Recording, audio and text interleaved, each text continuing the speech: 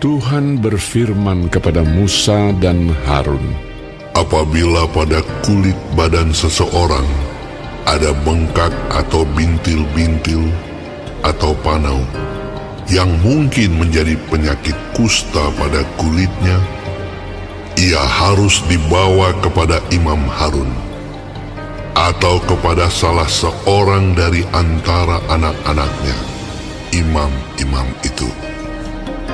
Imam haruslah memeriksa penyakit pada kulit itu. Dan kalau bulu di tempat penyakit itu sudah berubah menjadi putih, dan penyakit itu kelihatan lebih dalam dari kulit, maka itu penyakit kusta. Kalau imam melihat hal itu, haruslah ia menyatakan orang itu najis. Tetapi jikalau yang ada pada kulitnya itu hanya panau putih dan tidak kelihatan lebih dalam dari kulit, dan bulunya tidak berubah menjadi putih, imam harus mengurung orang itu 7 hari lamanya. Pada hari yang ketujuh, haruslah imam memeriksa dia. Bila menurut penglihatannya penyakit itu masih tetap dan tidak meluas pada kulit, imam harus mengurung dia 7 hari lagi untuk kedua kalinya. Kemudian pada hari yang ketujuh, haruslah imam memeriksa dia untuk kedua kalinya. Bila penyakit itu menjadi pudar dan tidak meluas pada kulit, imam harus menyatakan dia tahir. Itu hanya bintil-bintil. Orang itu harus mencuci pakaiannya dan ia menjadi tahir. Tetapi jikalau bintil-bintil itu memang meluas pada kulit, sesudah ia minta diperiksa oleh imam untuk dinyatakan tahir, haruslah ia minta diperiksa untuk kedua kalinya. Kalau menurut pemeriksaan imam bintil-bintil itu meluas pada kulit, imam harus menyatakan dia najis. Itu penyakit kusta. Apabila seseorang kena kusta, ia harus dibawa kepada imam. Kalau menurut pemeriksaan imam pada kulitnya ada bengkak yang putih, yang mengubah bulunya menjadi putih, dan ada daging liar timbul pada bengkak itu, maka kusta idapanlah yang ada pada kulitnya. Imam harus menyatakan dia najis dengan tidak usah mengurung dia, karena orang itu memang sudah najis. Jikalau kusta itu timbul di mana-mana pada kulit, sehingga menutupi seluruh kulit orang sakit itu, dari kepala sampai kakinya, seberapa dapat dilihat oleh imam. Dan kalau menurut pemeriksaannya, kusta itu menutupi seluruh tubuh orang itu, maka ia harus dinyatakan tahir oleh imam. Ia seluruhnya telah berubah menjadi putih, jadi ia tahir. Tetapi pada waktu ada tampak daging liar padanya, najislah ia. Kalau daging liar itu dilihat oleh imam, ia harus menyatakan orang itu najis, karena daging liar itu najis, dan itu penyakit kusta. Atau apabila daging liar itu susut dan berubah menjadi putih, haruslah orang itu datang kepada imam. Kalau menurut pemeriksaannya penyakit itu telah berubah menjadi putih, haruslah imam menyatakan orang itu tahir. Memang ia tahir. Apabila pada kulit seseorang ada barah yang telah sembuh. Tetapi di tempat barah itu timbul bengkak yang putih atau panau yang putih kemerah-merahan. Haruslah orang itu minta diperiksa oleh imam. Kalau menurut pemeriksaannya, panau itu kelihatan lebih dalam daripada kulit dan bulunya telah berubah menjadi putih, maka imam harus menyatakan orang itu najis, karena penyakit kustalah yang timbul di dalam barah itu. Tetapi jikalau panau itu diperiksa oleh imam, dan ternyata tidak ada bulu yang putih padanya, dan tidak lebih dalam daripada kulit, malahan pudar, imam harus mengurung orang itu 7 hari lamanya. Dan jikalau panau itu memang meluas pada kulit, imam harus menyatakan dia najis. Itu penyakit kusta. Tetapi jikalau panau itu masih tetap dan tidak meluas, maka itu bekas barah, dan imam harus menyatakan orang itu tahir. Atau apabila pada kulit seseorang ada lecur karena api, dan daging liar yang timbul pada lecur itu menjadi panau yang putih kemerah-merahan atau putih, maka imam harus memeriksa panau itu. Bila ternyata bulu pada panau itu berubah menjadi putih, dan panau itu kelihatan lebih dalam dari kulit, maka yang timbul di dalam lecur itu adalah penyakit kusta, dan imam harus menyatakan orang itu najis. Itu penyakit kusta. Tetapi jikalau menurut pemeriksaannya tidak ada pada panau itu bulu yang putih, dan panau itu tidak lebih dalam daripada kulit, malahan pudar, imam harus mengurung orang itu 7 hari lamanya. Pada hari yang ke-7, imam harus memeriksa lagi dia. Jikalau panau itu memang meluas pada kulit, maka haruslah imam menyatakan dia najis. Itu penyakit kusta. Tetapi jikalau panau itu masih tetap dan tidak meluas pada kulit, malahan pudar, maka itu bengkak lecur, dan imam harus menyatakan dia tahir, sebab itu bekas lecur. Apabila seorang laki-laki atau perempuan mendapat penyakit pada kepala atau pada janggut, imam harus memeriksa penyakit itu. Bila itu kelihatan lebih dalam dari kulit dan ada padanya rambut halus yang kuning, maka imam harus menyatakan orang itu najis, karena itu kudis kepala, yakni kusta kepala atau kusta janggut.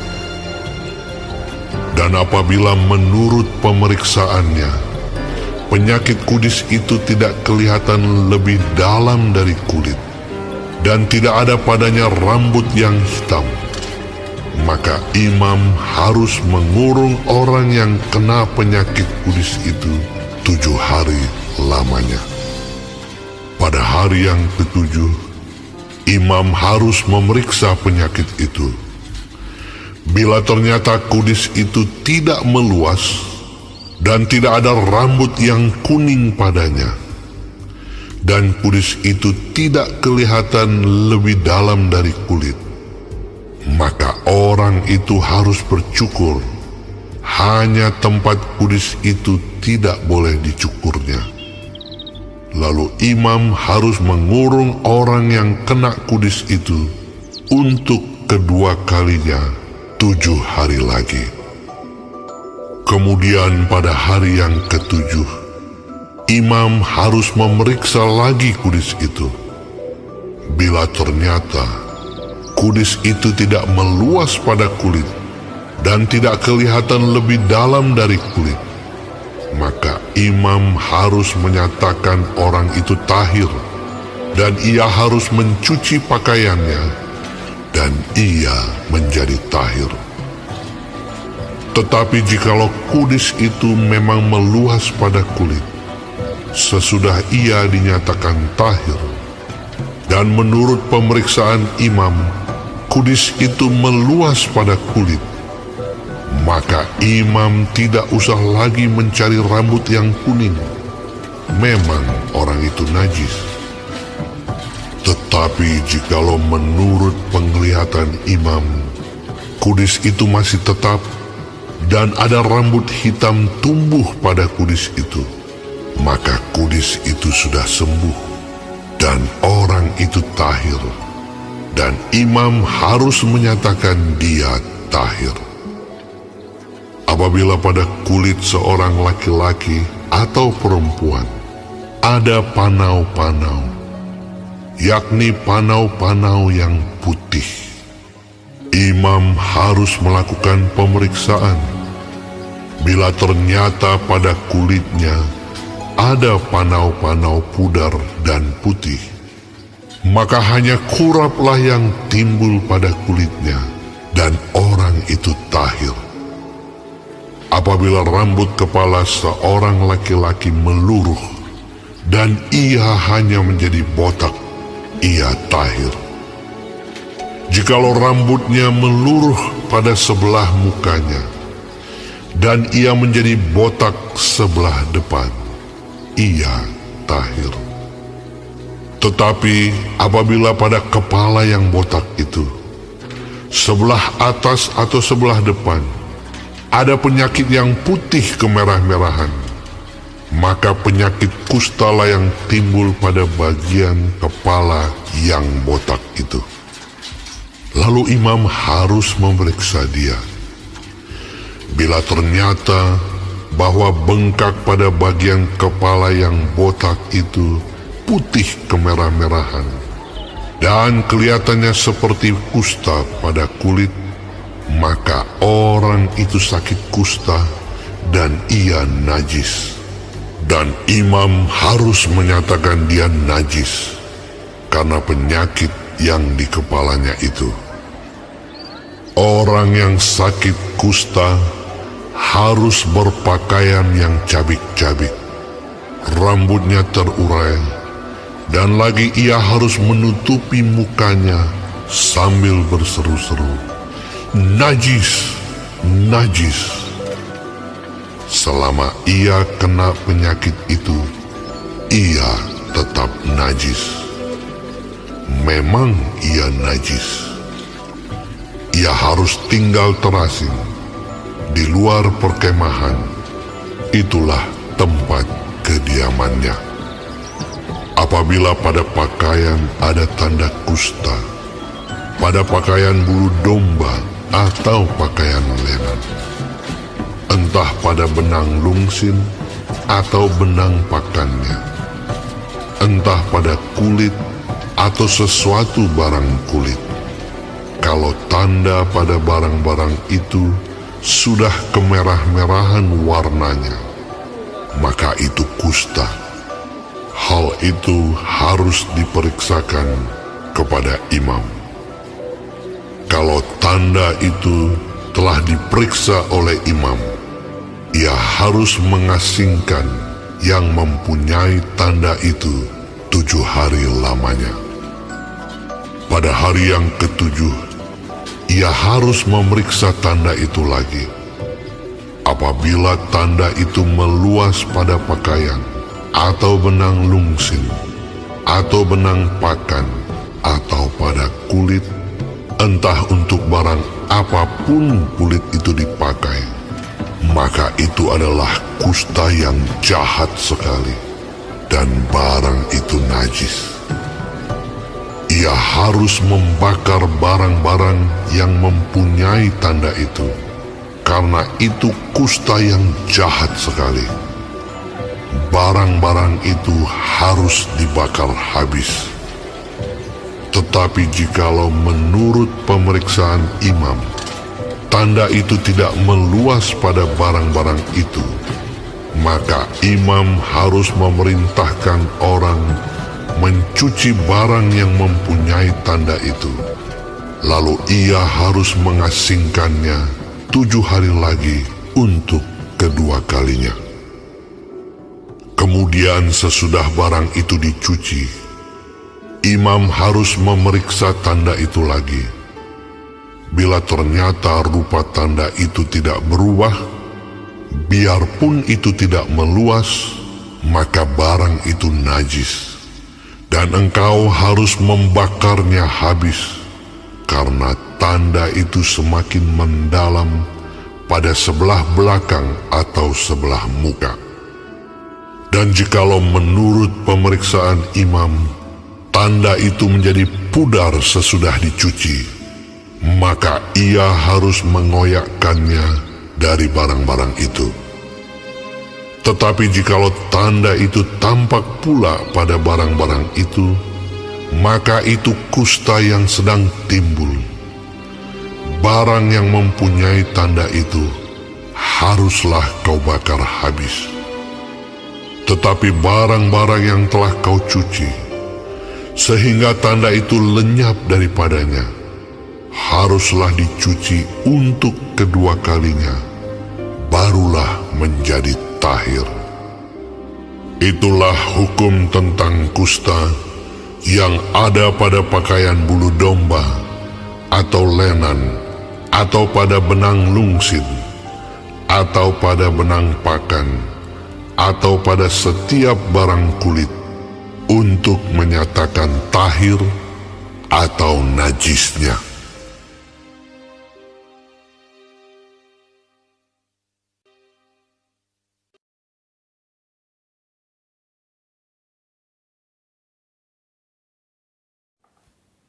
Shalom saudara-saudaraku yang kekasih di dalam Tuhan Yesus Kristus. Terpujilah Tuhan yang masih memberikan kita kesempatan hidup sampai hari ini dan dapat mempelajari firman Tuhan kompas dalam kehidupan dari kitab Imamat pasal ke-13 mengenai peraturan tentang penyakit kusta. Tuhan Yesus memberkati. Saudara-saudara, seseorang yang menderita penyakit kusta pada saat perjanjian lama harus menjalani ritual yang sangat serius agar melindungi orang lain atau masyarakat tidak juga mengalami penyakit yang sama karena sangat menular. Jadi harus dijauhkan dari komunitas. Orang yang terkena kusta harus dinyatakan sebagai najis.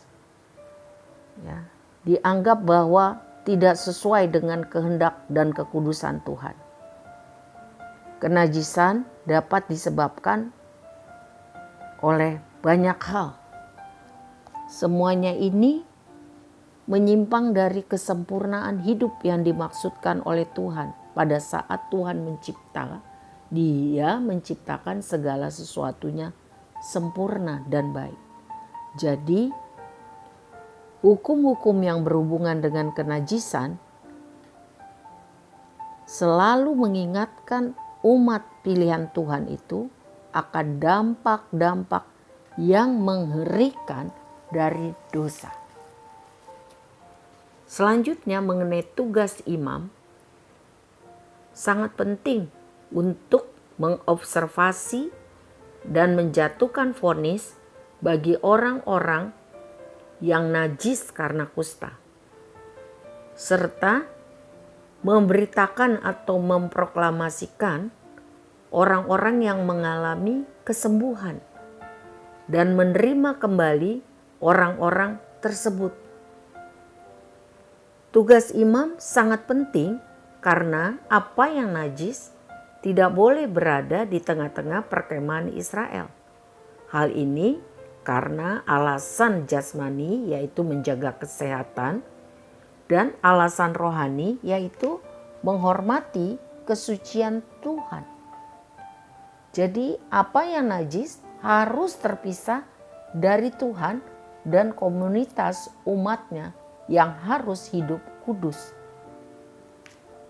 Pada masa kini, sebagai orang-orang yang telah ditebus oleh kasih dan kuasa Tuhan Yesus, kita harus sungguh-sungguh menghargai karyanya tersebut dengan cara hidup kudus bagi Tuhan. Hidup kita ini harus sungguh-sungguh memuliakan Tuhan dan jadi berkat bagi sesama. Jangan lagi hidup semau kita dan berkubang dalam dosa. Hargailah karya Kristus yang sempurna bagi kita. Amin. Tuhan Yesus memberkati.